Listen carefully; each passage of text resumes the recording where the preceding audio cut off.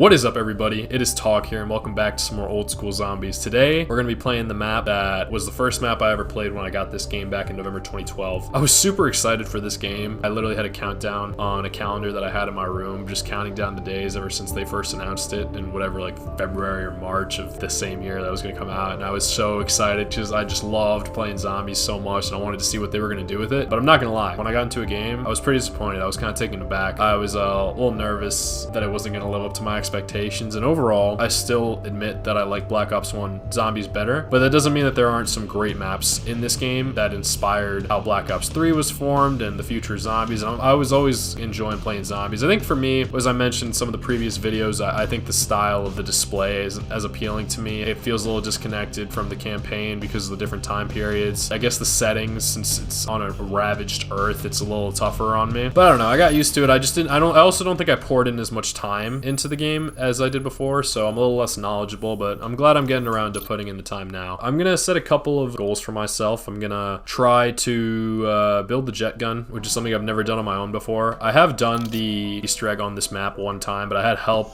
I wasn't the main contributor to it. That's how it kind of went with the other ones as well. Wasn't as invested in the story or anything like that, but as you can see, because of that red light, I'm pretty sure that means I did it under Maxis, and on Die Rise I did it under Richtofen? Or maybe it's backwards, I'm not positive, but I would feel like Richtofen would probably be blue because of the zombie's eyes being blue, because he's the one in control of them. Other than that, I think that's about it. We should just get into a game. I'm also going to refute the no quick revive rule. These maps are going to be a lot more challenging now, and I want to make sure I get to every part of the map that I'm getting to. I'm going to still try not to die. I'm going to try to last long, so these videos are probably going to be a lot longer than the earlier ones, and maybe also the Black Ops 1 ones, just because there's so much more to these maps. They're a lot larger. They're a lot, I don't know what the word is. They're expansive.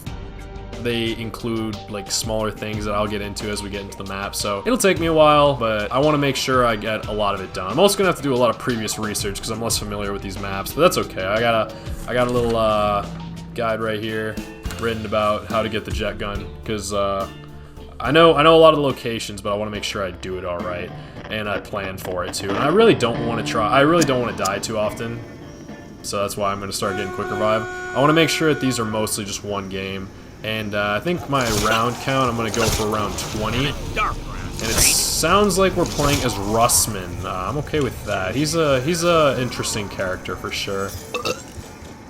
Oh, the knees is bending easy again. The characters are not as popular in this game, and I think that's another reason people weren't as like I ought to be able to do something with this. As excited about this game. And I think for me as well, because the original cast and crew like weren't in this game. You had these like 4 random survivors who like didn't seem to connect to each other at all. Like with Takio, Dempsey, Richtofen, and Nikolai, they were at least like all on different sides of the war. They had some connection. They were all soldiers. They had their own little quirks that made them unique.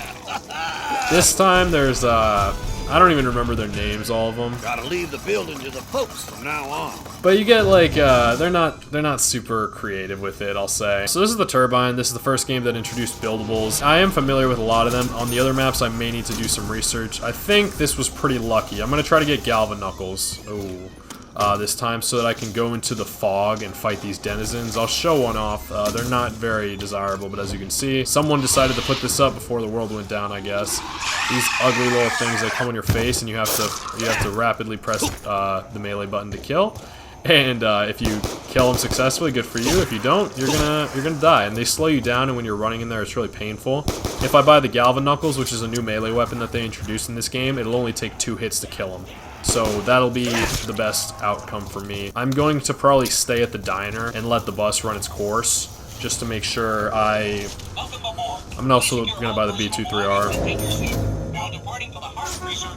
Just so that I, just like, this game is gonna be long, but that's okay. It'll be enjoyable. An exact change, looks like he's not charging me, so that's very kind of him, but yeah, this is the pretty much way to maneuver around the map, and it's so large, and I think it might be the biggest map they ever made, but a lot of it is like not very accessible because it's so fogged up. You can run all these routes, you're just going to be dealing with the denizens the whole time, but you definitely can make it around. So that's how you would do it if you did.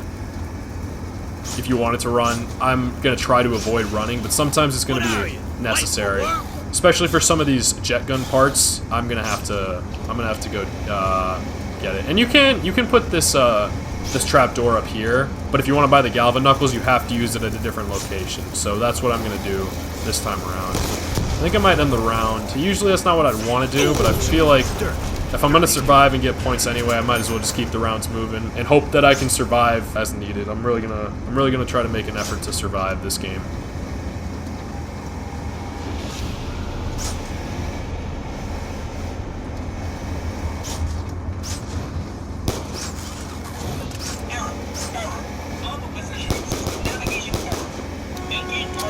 I'm honestly gonna wait until the bus leaves to put this up there, just to make sure that I have more space to run around. There's less concern here. Let me see if there's anything in here that's worthwhile. I might not need to do it, but just want to make sure I know what's in here. It's the ladder, and I'm going to be placing that on the back of the bus when it makes its way back.